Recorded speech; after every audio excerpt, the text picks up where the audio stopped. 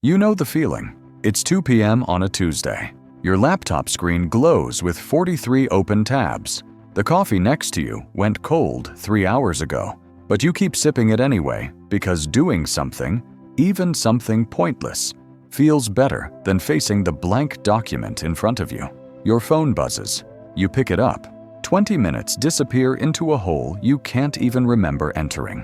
When you surface, the guilt hits.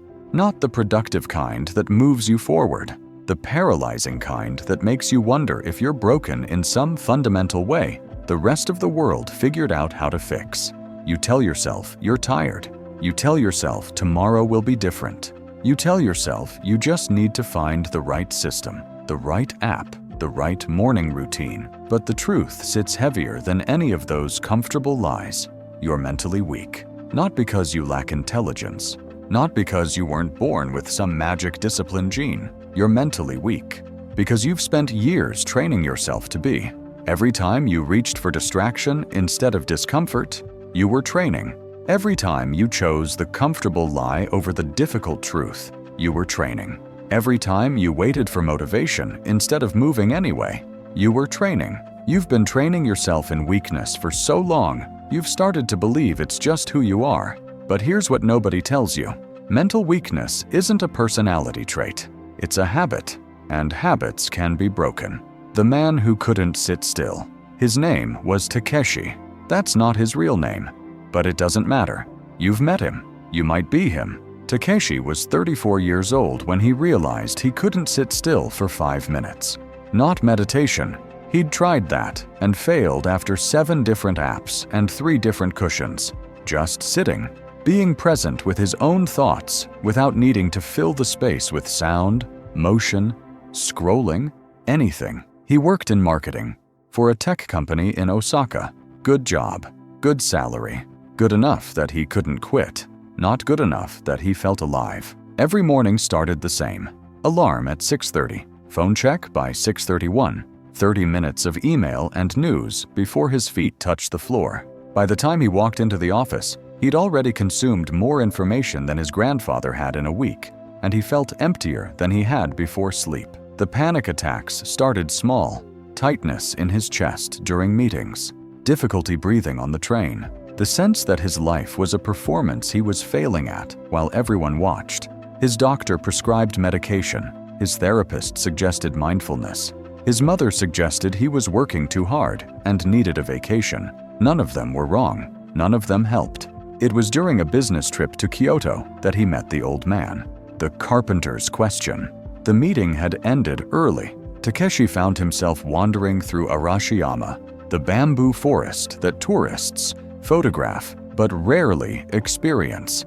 He wasn't there for enlightenment. He was there because his hotel room felt like a cage and the office felt like a grave, and walking was the only thing that didn't require him to be anyone. He stopped at a small temple, unremarkable and empty. In the courtyard, an old man was working on a wooden bench. Not building it, repairing it. He worked slowly, methodically, as if the bench mattered more than anything else in the world.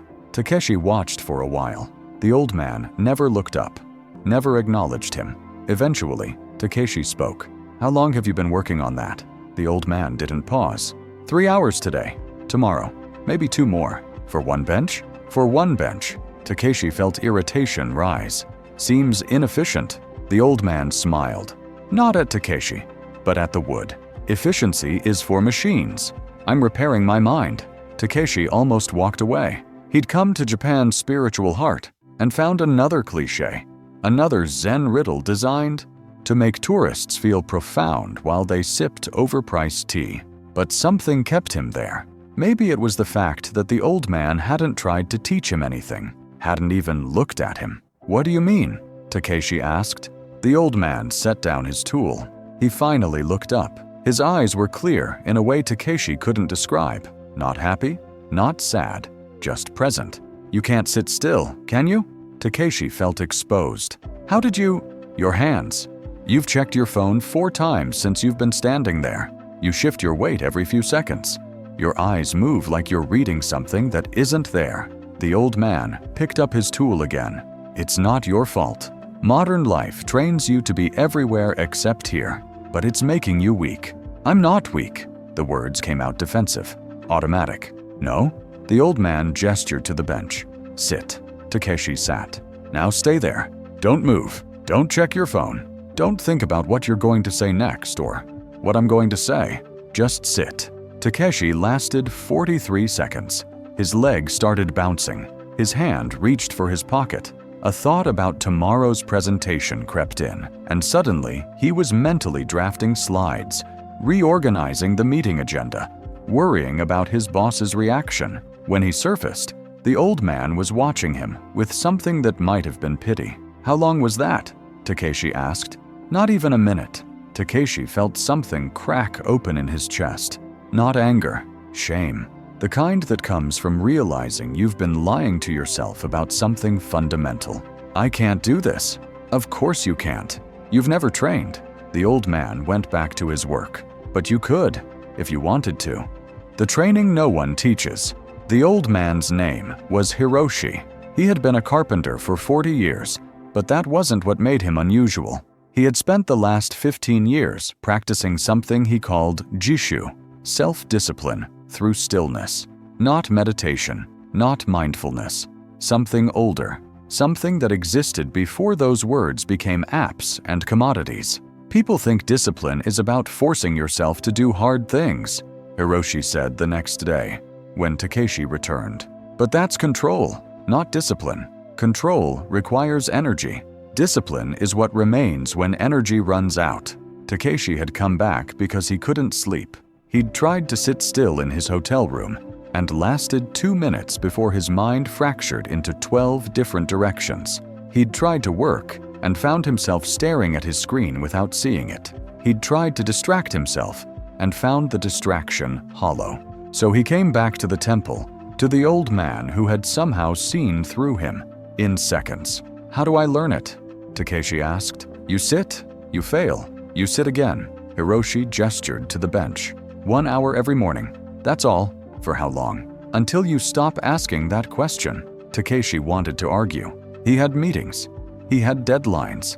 He had a life that couldn't accommodate sitting on a bench for an hour every morning like some monk who'd given up on the modern world. But he also had panic attacks and cold coffee, and the growing suspicion that his life was a series of distractions held together by anxiety. So he sat.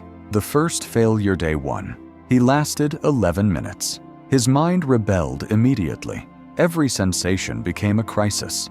The hardness of the bench, the ache in his lower back, the itch on his left shoulder blade that grew from minor annoyance to physical torture. But worse than the physical discomfort was the mental noise. Thoughts arrived like waves. This is stupid. I'm wasting time. I should be working. What will I tell my boss if he asks? What I did today? I sat on a bench? For an hour? Like an idiot? By minute 8, his phone felt like it was burning a hole in his pocket. By minute 10, he was composing emails in his head. By minute 11, he stood up. Hiroshi didn't look disappointed. He didn't look anything. Tomorrow, he said. Day 2, 8 minutes.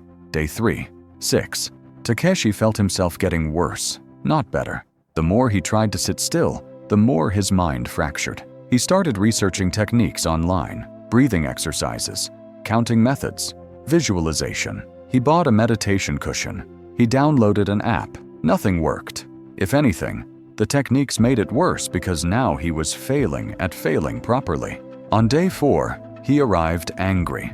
This doesn't work. Hiroshi was sanding a piece of wood. Of course it doesn't. You're trying to control your mind. I told you to sit still. Those aren't the same thing. What's the difference? Controlling requires force. Sitting requires acceptance. Takeshi wanted to throw something. He'd flown to Kyoto for a business meeting and somehow ended up taking life advice from a carpenter who spoke in riddles. I don't understand. I know. Hiroshi set down his sandpaper. Sit. But this time, don't try to stop the thoughts. Don't try to calm your mind. Don't try to do anything except remain physically still. Let your mind scream. Let it rage. Let it plan and worry and judge. You sit. The breaking point day 7, 41 minutes. Something happened around minute 30. Takeshi's mind had been its usual chaos: work anxiety, relationship guilt, the realization that he'd forgotten to call his mother, the creeping suspicion that everyone at his company was more competent than him. But then, somewhere in the noise, a gap appeared. Not silence, just space. A moment where he wasn't thinking about the next thought. It lasted maybe 2 seconds. Then his mind crashed back in, analyzing what had just happened, trying to recreate it. And the gap disappeared, but he'd felt it. The possibility of stillness without effort. By day 10, he hit 53 minutes. By day 14, the full hour. But the hour wasn't peaceful. His mind still rioted. His body still ached. The difference was that he'd stopped trying to make it go away. He'd stopped treating discomfort as a problem that needed solving. He just sat. Let the discomfort exist. Let the thoughts exist. And somewhere in that surrender, he found what Hiroshi had promised. Not calm, but capacity. The panic attacks didn't stop immediately. The work stress didn't disappear. The 43 tabs didn't close themselves. But something fundamental had shifted. When anxiety came, Takeshi didn't run from it. When his mind fractured into 12 directions, he didn't try to force it back together. He'd learned to sit with it, to be still inside the chaos. And that, Hiroshi told him, was the beginning. The forbidden technique. On the morning of day 21, Hiroshi finally explained what Takeshi had been learning. In feudal Japan, Hiroshi said, samurai didn't train just to kill. They trained to be present with death, to sit in the possibility of dying without collapsing into fear. They called it fudoshin, the immovable mind. Not a mind that never experiences fear, but a mind that doesn't run from it.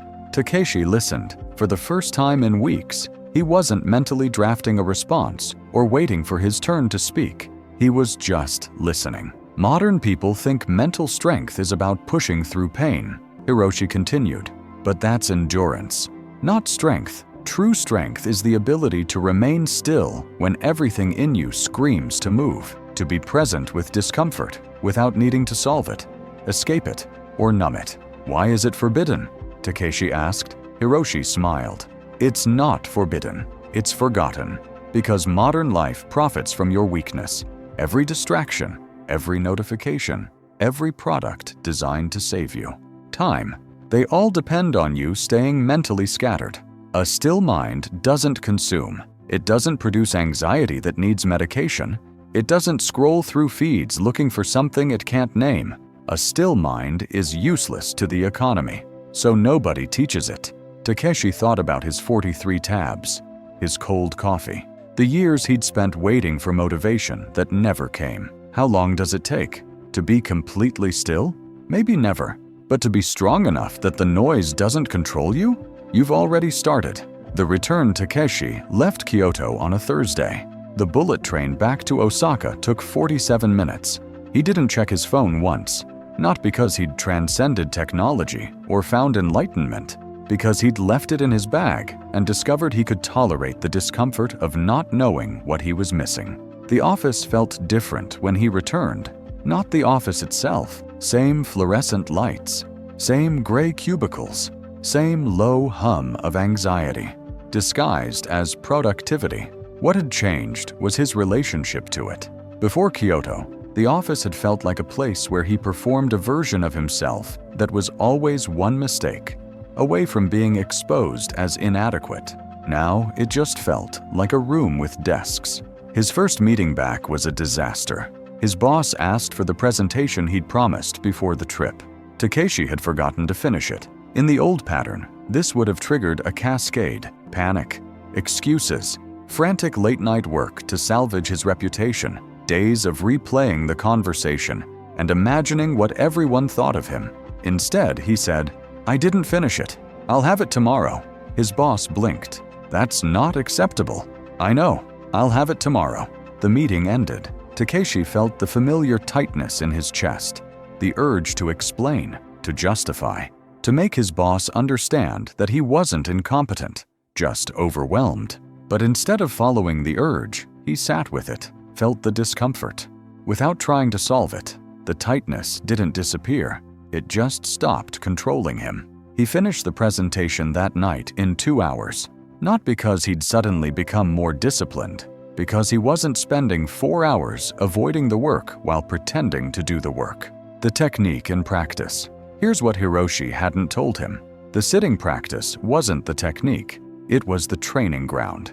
The real technique was learning to apply that stillness to everything else, to the moment when your boss criticizes you and your ego wants to defend itself, to the moment when you open your laptop and your mind suggests you check email first, just for a second, to the moment when you're in a conversation and you realize you stopped listening 3 sentences ago because you were planning what to say next. Takeshi started small. Every morning, before touching his phone, he sat on the edge of his bed for 10 minutes, not meditating, just sitting, feeling the urge to move, to check, to do something productive, letting the urge exist without obeying it. At work, when his mind suggested opening a new tab, he paused, counted to 10, then decided if he actually needed the information or if his mind was just uncomfortable with focus.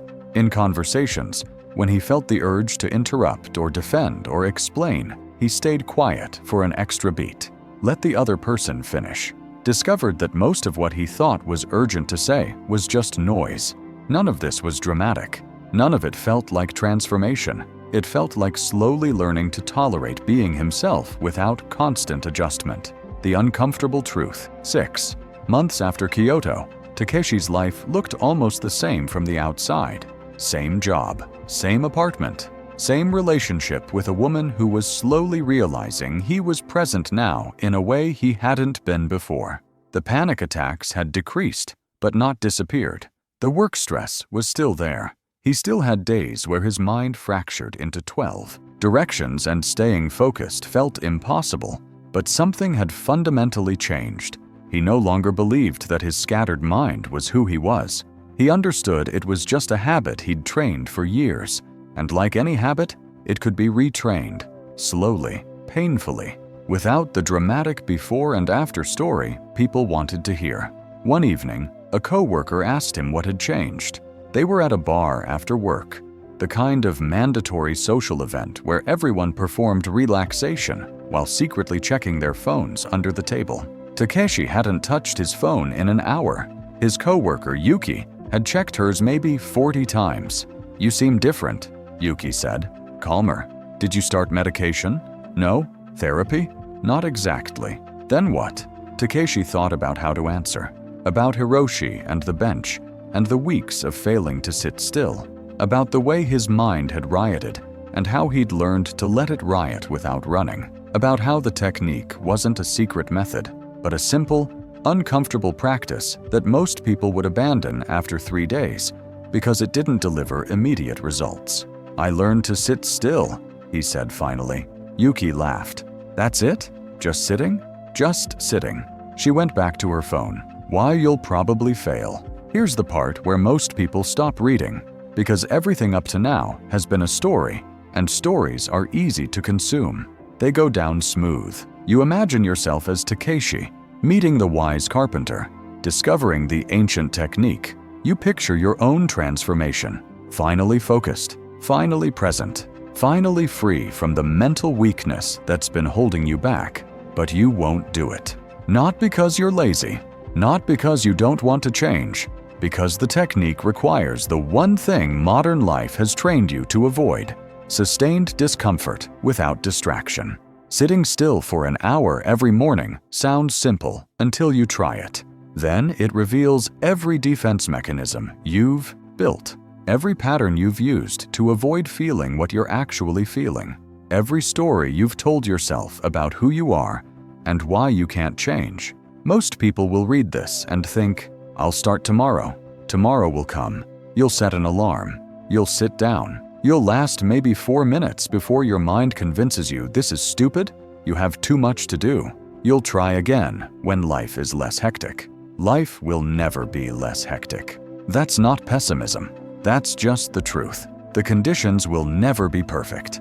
You will never feel ready. The technique will never feel comfortable. And that's precisely why it works for the few people who actually do it. The real weakness. Mental weakness isn't about lacking willpower. It's about lacking the capacity to be uncomfortable. You've spent years building a life that minimizes discomfort, apps that deliver dopamine on demand, relationships that don't challenge you, work that's just hard enough to feel productive, but not hard enough to require real vulnerability, entertainment that fills every gap where difficult thoughts might emerge. The result? A mind that's strong at avoiding discomfort and weak at everything else. You can't focus because focus requires being uncomfortable with boredom. You can't have difficult conversations because those require being uncomfortable with conflict. You can't pursue meaningful work because meaning requires being uncomfortable with uncertainty. You can't change because change requires being uncomfortable with who you've been. The Japanese technique Hiroshi taught Takeshi wasn't a shortcut around discomfort. It was a direct confrontation with it. Sitting still forces you to experience every uncomfortable thought, every anxious sensation, every urge to escape, and to develop the capacity to remain anyway. That capacity transfers to everything else. When you can sit with discomfort for an hour without running, you can sit with it during a difficult conversation, during a creative project that terrifies you, during the moment when you have to choose between the comfortable lie and the difficult truth. The practice, not the system. If you're still reading, you're either genuinely interested or procrastinating something else by reading about productivity. Either way, here's what the practice actually looks like. Morning stillness, 10 minutes minimum, sitting without moving, without phone, without trying to meditate or achieve anything. Just physical stillness while your mind does whatever it does. Start with 10 minutes because an hour will break you. Add 5 minutes every week. The goal isn't the hour. The goal is building the capacity to tolerate discomfort without needing to solve it. Pause before automatic actions. Before checking your phone, pause for 10 seconds. Before opening a new tab, pause. Before interrupting someone, pause. Not to control yourself, but to notice the urge without immediately obeying it. This isn't discipline. It's creating space between impulse and action. Single task practice. Once per day, do one thing with your full attention. Not multitasking, not background music, not keeping your phone visible in case something important happens. One thing, completely, even if it's uncomfortable, especially if it's uncomfortable. Discomfort logging. End each day by writing down one moment where you felt uncomfortable and didn't run from it, didn't scroll, didn't numb, didn't distract, just stayed. This isn't gratitude journaling. It's evidence that you're building capacity. That's the practice. 4 simple things that are viciously hard to maintain because they don't deliver immediate results. They build something slowly, invisibly, until one day you realize you're not the same person who started. What Hiroshi didn't say. Takeshi visited Kyoto again a year later. Hiroshi was still at the temple, still working on wooden furniture, with the same methodical patience.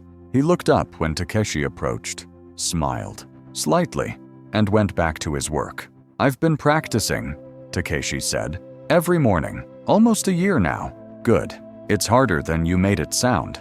"I didn't make it sound easy. You heard easy because you wanted a solution." Hiroshi set down his tool. "What did you discover?" Takeshi thought about the year, the mornings he'd wanted to quit, the days the practice felt pointless, the slow, invisible strengthening that he couldn't prove to anyone but himself. "That I'm still weak, just less weak than before." Hiroshi nodded. "That's the path, not arriving at strength, slowly becoming less weak. Most people never start because they're waiting to feel strong enough to begin. But strength is what you build by beginning when you're weak." They sat in silence for a while, comfortable silence, the kind that used to make Takeshi anxious because he felt he should fill it with something. "Can I ask you something?" Takeshi said finally. "You just did. Why did you help me?" "I was just some random businessman who couldn't sit still." Hiroshi smiled. "Because 15 years ago, I was you. Scattered mind, constant anxiety. Couldn't be alone with my own thoughts for 5 minutes without needing to escape them." He picked up his tool again. "Someone taught me to sit still. Not a monk, a carpenter. So I teach others. Not because I'm wise, because I remember what it's like to be weak. and believe that's just who you are. The question you should be asking. Most people finish an article like this and ask, "Will this work for me?" Wrong question. The right question is, am I willing to be uncomfortable enough to find out? Because the technique works. That's not in doubt. Thousands of years of samurai, monks, and ordinary people who trained their minds through stillness prove it works. The question isn't whether sitting still builds mental strength. The question is whether you're willing to sit through the weeks where it feels pointless, the mornings where your mind screams that this is a waste of time, the months where you can't prove to anyone that you're changing. Most people aren't willing. They want the result without the process, the strength without the weakness, the after photo without the 1,000 uncomfortable mornings that came before it. That's fine. Most people are mentally weak, and most people stay that way, not because they lack some innate quality, but because they lack the willingness to be deliberately uncomfortable while everyone around them chooses distraction. But some people, a very few, read something like this and decide to actually try it. Not tomorrow, not when life calms down, not when they feel ready. Today, now, before the rational mind talks them out of it. Those people discover something the distracted masses never will, that mental weakness isn't a diagnosis. It's a choice you make every day by choosing comfort over capacity. The final truth. Takeshi stopped checking his phone first thing in the morning after 6 months of practice. It wasn't a decision. He just realized one day that the urge had weakened to the point where he could acknowledge it and not obey it. The phone still had its pull. He still felt the phantom buzz in his pocket. The difference was that the pull didn't control him anymore. At work, his reputation shifted. People started saying he was reliable and focused in a way that confused him because he didn't feel like he'd changed anything fundamental. He'd just stopped lying to himself about what he could and couldn't do, and stopped wasting energy pretending to work while actually just managing anxiety. His relationship with his girlfriend deepened because he could finally be present during conversations instead of performing presence while his mind planned tomorrow's meetings. She noticed, didn't say anything, just started trusting him in ways she hadn't before. The panic attacks didn't disappear completely, but they lost their power. When one came, Takeshi didn't spiral into panic about the panic. He sat with it, let it pass, like a wave. Uncomfortable, but survivable. 2 years after meeting Hiroshi, Takeshi could sit still for 2 hours. He didn't do it often. The practice had served its purpose, building the capacity to be uncomfortable. Once you have that capacity, you don't need to sit on a bench every day to maintain it. You just need to not run from discomfort when it appears, which, in modern life, is every single day. The uncomfortable ending. This is the part where you expect inspiration, a call to action, a promise that if you just start today, your life will transform, a guarantee that the weakness you feel is temporary and fixable with enough commitment. But here's what actually happens. You close this article. Maybe you save it. Maybe you share it. Maybe you even set an alarm for tomorrow morning, committed to trying 10 minutes of stillness. Tomorrow comes. The alarm goes off. Your mind immediately suggests you check your email first, just quickly, to see if anything urgent came in overnight. You check. 20 minutes disappear. The stillness practice gets postponed until evening. Evening comes. You're tired. Tomorrow. You promise. Tomorrow comes. Same pattern. By day 3, you've forgotten you ever read this. That's what happens to most people. Not because they're weak, but because changing is genuinely hard. And modern life offers 10,000 easier options. But some people, maybe 1 in 100 who read this, actually do it. They set the alarm. They sit. They fail. They sit again. They spend weeks feeling stupid, sitting on a chair doing nothing while their mind riots. They want to quit. They almost do. But something keeps them there. Maybe stubbornness. Maybe desperation. Maybe just the smallest belief that they're capable of more than constant distraction. Those people discover what Takeshi discovered, that mental weakness isn't permanent, it's just practiced. And anything practiced can be unpracticed, slowly, invisibly, through sustained discomfort. that compounds into something that looks like strength. The question isn't whether you're capable of this. The question is whether you're willing to feel incapable for long enough to become capable. Most people aren't, are you?